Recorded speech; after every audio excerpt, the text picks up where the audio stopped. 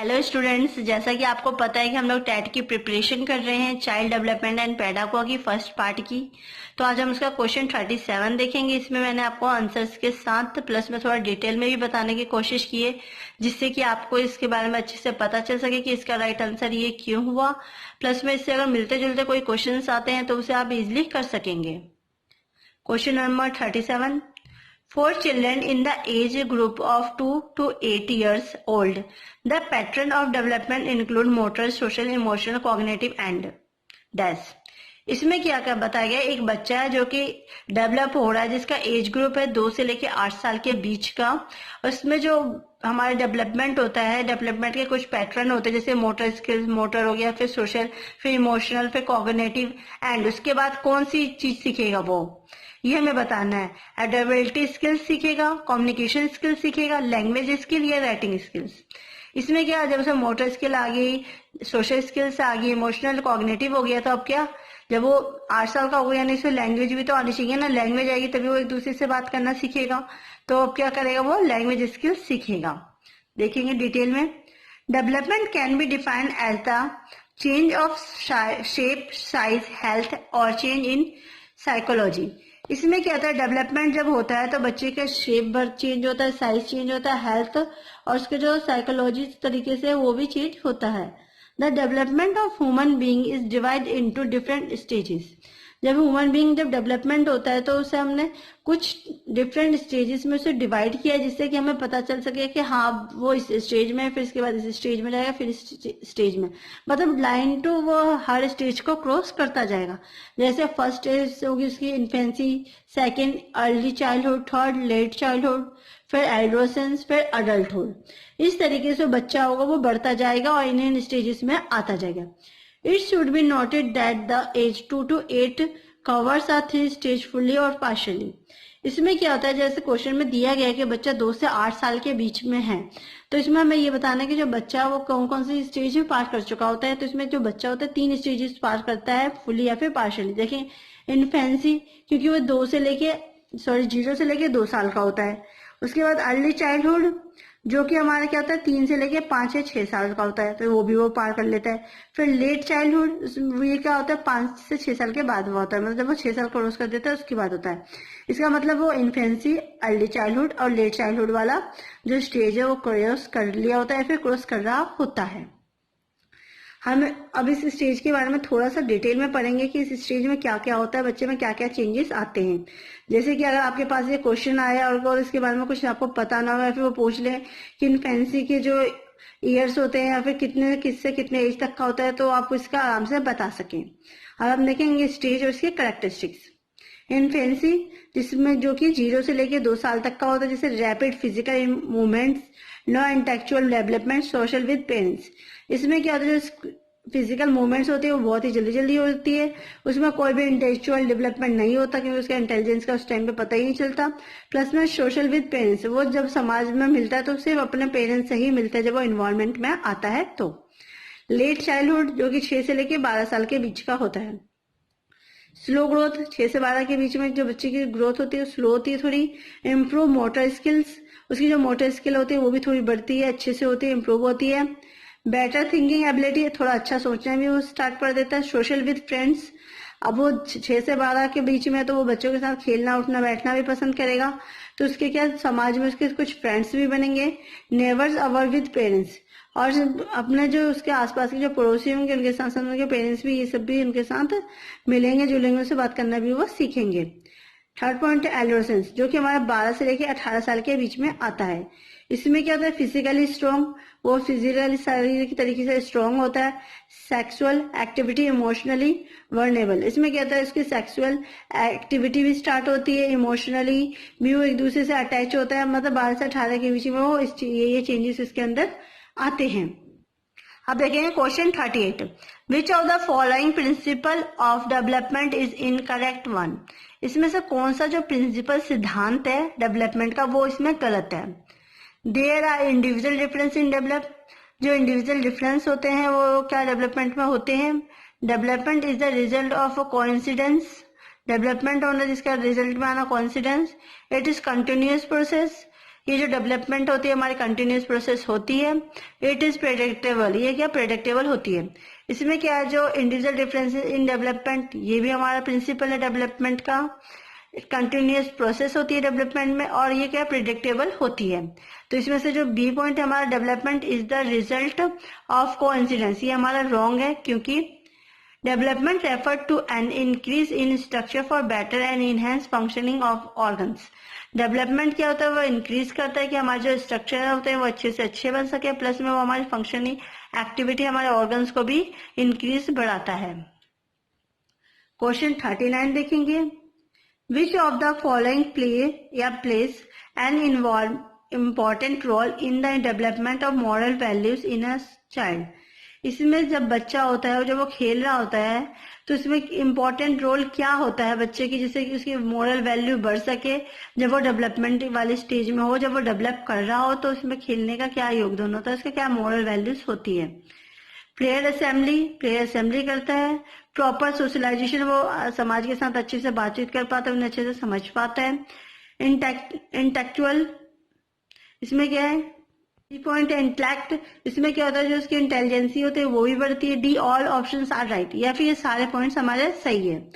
तो राइट है हमारा डी पॉइंट के और सारे पॉइंट्स हमारे राइट है क्योंकि वो एक अच्छा प्लेयर बन सकता है और क्या होता है वो प्रॉपर सोशलाइजेशन भी करता है और उसकी इंटेलिजेंसी भी बढ़ती है क्योंकि the moral development of an individual is a sign to none of being educated, without which education is relegated to mere literacy and proves to be not only harmful but dangerous to the individual as also society. Feelings and emotions play a significant role in the moral development of man. इसमें क्या होता है जो हमारे इंसान होते हैं उनके लिए मॉरल डेवलपमेंट का इंक्रीज होना भी बहुत ही ज्यादा जरूरी होता है क्योंकि इससे जो हर एक इंडिविजुअल होता है, स्टूडेंट्स होती है, उनकी जो एजुकेशन होती है इसमें इसका बहुत ही ज्यादा योगदान होता है क्योंकि हम एक्टिविटीज के थ्रू खेल में बहुत सारी चीजें सीखते हैं। बिना इसके हमारी जो एजुकेशन होगी वो भी अच्छी तरीके से नहीं होगी, इसका भी कोई महत्व ज्यादा नहीं होगा, ना ही हम इसे अच्छे तरीके से प्रूव कर पाएंगे, मतलब हम उस चीज को अच्छे से जान ही नहीं पाएंगे। और ये हमारे लिए डेंजरस भी इसलिए होगा क्योंकि जब हम किसी से अच्छे से तालमेल नहीं करेंगे, किसी से बातचीत नहीं कर पाएंगे तो ना ही समाज के साथ अच्छे से घुल मिल पाएंगे, ना ही हम अपने फीलिंग्स या इमोशंस को शेयर कर पाएंगे। इस वजह से क्या होता है जो मॉरल डेवलपमेंट होता है वो बहुत ही ज्यादा सिग्निफिकेंट होता है, इसका बहुत ही ज्यादा रोल होता है इंसान की ग्रोथ के लिए, जिससे कि वो क्या होता है अच्छे से अच्छे एक दूसरे को जान सके। इसलिए हम बच्चों को क्या कहते हैं कि खेलने के लिए भी हाँ कर देते हैं, जिससे कि बच्चे एक दूसरे के साथ खेल सके, एक दूसरे को अच्छे से जान सके, जिससे कि जो बच्चे सोशली सोसाइटी से एक दूसरे से मिल सके, अपने फीलिंग्स और इमोशंस को शेयर कर सकें और एक दूसरे को जान सके। They are not merely to be considered as an unpleasant remember of human infirmity। और ये ऐसा भी नहीं होता कि हम इसमें क्या होता है जब हमें अच्छा फील ना हो तो उस टाइम हम बच्चों को खेलने दें, या फिर जब वो सामने वाले इंसान अच्छे तरीके से बात ना कर रहा है, फिर मतलब कोई नेगेटिव पॉइंट है या नेगेटिव थिंकिंग हो तो उस चीज हम बच्चों को भेजें, ऐसा नहीं होता। हम उसमें बच्चे के लिए पहले खुद से देखते हैं कि उसके लिए क्या सुटेबल इन्वायरमेंट है, किस जगह पे वो खेल रहे हैं या फिर क्या उस तरह का आसपास का एरिया, उस हिसाब से ही हम बच्चों को उसके हिसाब से ढालने की कोशिश करते हैं। इस वजह से जो हमारा जो डेवलपमेंट होता है बच्चे का वो बहुत ही ज्यादा जरूरी होता है, उसके लिए जो मॉरल वैल्यूज होती है वो भी बहुत ही ज्यादा इंपॉर्टेंट होती है। क्वेश्चन नंबर 40 देखेंगे। Out of the following which is not the other name of adolescence. इनमें से हमें देखना कि कौन सा एडोलेसेंस का नाम नहीं है, अदर नेम नहीं है। देखेंगे transitional period of childhood and adulthood. जब हमारा क्या होता है जब बच्चा चाइल्डहुड में होता है तो उसके बाद क्या उसका ट्रांसफर होता है एडल्टहुड में, ये भी है। Stage of stress strain and storm. बच्चा जब जैसे जैसे बढ़ता है उससे स्ट्रेस भी बढ़ता है, स्ट्रेन भी होता है, स्ट्रॉम भी बढ़ता है, ठीक है। प्रॉब्लम एज, इन एजेस में जो एडोलेसेंस में होता है तो उसकी जो प्रॉब्लम्स होती है वो भी थोड़ी बढ़ती जाती है। डी है हमारा स्मार्ट एज। इसमें क्या होता है बच्चा स्मार्ट एज में नहीं होता, तो जो हमारा क्वेश्चन है स्मार्ट एज इसका आंसर है। डिटेल में देखेंगे development can be as the change of shape size health और चेंज इन साइकोलॉजी। इसमें क्या होता है जो डेवलपमेंट होती है वो इंसान की साइज को, शेप को, हेल्थ को चेंज करती है, साइकोलॉजिकल तरीके से चेंज करती है। The development of human being divide into different stages. इसमें ही हमने पहले ही बताया था जो ह्यूमन बीइंग्स होते हैं वो डेवलप करते हैं कुछ डिफरेंट स्टेजेस, जैसे infancy, early childhood, late childhood, adolescence and adulthood. अब हम इसके कुछ थोड़े कैरेक्टरिस्टिक्स भी देखेंगे जो कि आपको बाद में काम आएंगे कि एडोलेसेंस में क्या क्या कैरेक्टरिस्टिक्स होते हैं इस स्टेजेस में। मेच्योरिटी इन सेक्सुअल ऑर्गन्स, इनके जो क्या होते हैं, जो सेक्सुअल ऑर्गन्स होते हैं वो भी मेच्योर हो जाते हैं। सेकेंड पॉइंट हमारा smart thinking about future career, इसमें क्या था हम अपने कैरियर को लेके भी बहुत अच्छा सोचने की कोशिश करते हैं और सोचते हैं। थर्ड पॉइंट है cognitive development such as the ability to think abstractly, इसमें कहते हैं हमारी कॉग्निटिव डेवलपमेंट होती है जिससे कि जो हमारी एबिलिटी होती है कि हम अच्छी से अच्छी चीज सोच सके और जो भी अच्छा हम करना चाहें वो अपनी लाइफ में कर सकते हैं। फोर्थ पॉइंट है physical changes such as an increase in height, weight and body composition, इसमें क्या होता है जो फिजिकल चेंजेस आते हैं जैसे उनकी हाइट चेंज होना, वेट चेंज होना, बॉडी कंपोजिशन, बॉडी का जो कंपोजिशन है वो भी चेंज होना, तो ये भी क्या होता है इस हमारे एडोलेसेंस के स्टेजेस में आते हैं। Question number 41, which step is permanent in the syntax of teaching model of memory level and understanding level, इसमें क्या होता है, इसमें कौन सा जो स्टेप है वो परमानेंट करता है टीचिंग मॉडल को, जिसमें क्या होता है मेमोरी लेवल भी आता हो और अंडरस्टैंडिंग लेवल भी आता हो। फर्स्ट है planning, second exploration, third generalisation, fourth presentation. तो इसका आंसर है प्रेजेंटेशन, क्योंकि जब वो मेमोरी लेवल और अंडरस्टैंडिंग लेवल में होता है तो क्या होता है, कौन से स्टेप को परमानेंट करता है, वो प्रेजेंटेशन को। Teaching takes place at 3 levels progressively, memory, understanding and reflective of teaching, जो टीचिंग होता है वो हमारा टेक प्लेस करता है 3 स्टेजेस को, जैसे कि मेमोरी लेवल, अंडरस्टैंडिंग लेवल और reflective level of teaching. Question number 42 देखेंगे, माइक्रो टीचिंग इज, जो माइक्रो टीचिंग क्या है, माइक्रो टीचिंग है क्या है, scale down teaching, effective teaching, evolution teaching या रियल टीचिंग। तो इसका आंसर क्या है, स्केल डाउन टीचिंग। ऐसा क्यों है वो देखेंगे।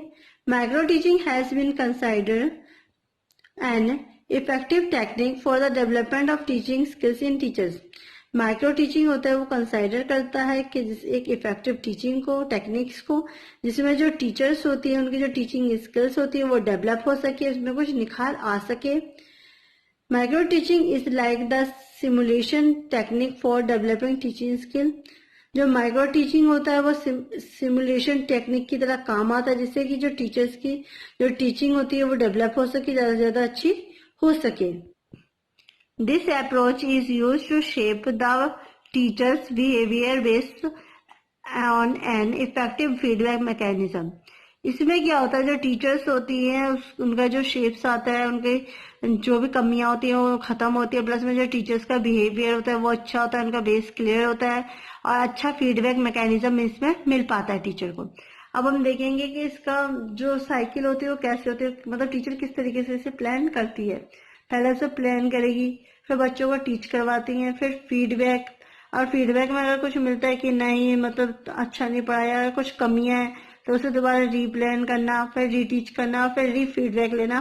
किससे पता चलेगा जो उन्होंने री फीडबैक में जो कमियां खामियां आई थी उसमें कितना उन्होंने प्रोग्रेस किया, मतलब कितना बच्चों को अच्छे से अच्छे समझाने की कोशिश की है। तो इस साइकिल में भी आ सकता है कि वो पूछ सकते हैं इन 6 पॉइंट में से किसी एक का नाम हटा के इसका मतलब बताइए, फिर इस पॉइंट में क्या होता है, या फिर इसके बाद कौन सा पॉइंट आता है, ये सब भी पूछा जा सकता है। अब लास्ट क्वेश्चन देखेंगे, question 43, what is the full form of WHO and organisation of UN। Full form क्या होती है WHO की, organisation of UN United State में। World Health Orientation, World Hygienic Office, World Health Organisation, World Health Office. इसमें क्या है इसका answer, World Health Organisation. The United Nations UN is an international organization founded in 1945 after the Second World War by 51 countries committed to maintaining international peace and security। इसमें क्या था, जो United nation था उन्होंने क्या है, ये कि इंटरनेशनल ऑर्गेनाइजेशन है जो कि 1945 में फाउंडेड किया गया, बनाया गया, जो कि कब बनाया था, जब दूसरा युद्ध हुआ था, दूसरा विश्व युद्ध हुआ था, कब इनके बीच में 51 कंट्रीज बनी हुई थी इसमें। इसलिए क्या होता है, इन 51 कंट्रीज में क्या होता है, इंटरनेशनल तरीके से शांति और सिक्योरिटी बनाए रखने के लिए एक UN ऑर्गेनाइजेशन को बनाया गया इंटरनेशनल अंतर्राष्ट्रीय स्तर पर, जिससे कि सभी लोगों के बीच में एक अच्छा सा मतलब इन्वायरमेंट क्रिएट किया जाए और उनके हेल्थ के बारे में समझा जा सके, क्योंकि इससे क्या होता है बच्चों की जो भी इंसान की जो हेल्थ में इश्यू हो वो टाइम टू टाइम ठीक हो सके, ना कि उसमें वो ज्यादा लेट हो सके। Developing friendly relations among nation and promoting social progress, better living standards and human rights. ये सारे जो हमारे बनाए गए थे, ये WHO ऑर्गेनाइजेशन वो इस वजह से बनाए गए थे कि जो भी ह्यूमन बींग्स होते हैं उनके अच्छे से डेवलपमेंट कर सके, उनका जो एक दूसरे से बात करने का नजरिया वो भी फ्रेंडली तरीके से हो सके और वो प्रमोट कर सके उन्हें एक प्रोग्रेसिव सोशल समाज में अच्छे से एक दूसरे के साथ तालमेल बना सके, अच्छे से रह सके, उनका रहन सहन अच्छा हो सके, उनका लिविंग अच्छे से हो सके, प्लस में ह्यूमन्स के राइट्स जो होते हैं वो ज्यादा ज्यादा से उन्हें मिल सके। ये थे हमारे कुछ आज के क्वेश्चंस। आई होप आपको इसके पॉइंट्स के आंसर अच्छे से समझ आएंगे, प्लस में डिटेल सॉल्यूशन देखे तो और अच्छे से समझ गए होंगे। प्लीज मेरी वीडियो को लाइक, कमेंट एंड सब्सक्राइब कीजिए, जिससे कि मेरा उत्साह मनोबल बढ़े और जिससे कि मैं नई से नई वीडियो आपके लिए लेके आ सकूं। थैंक्स।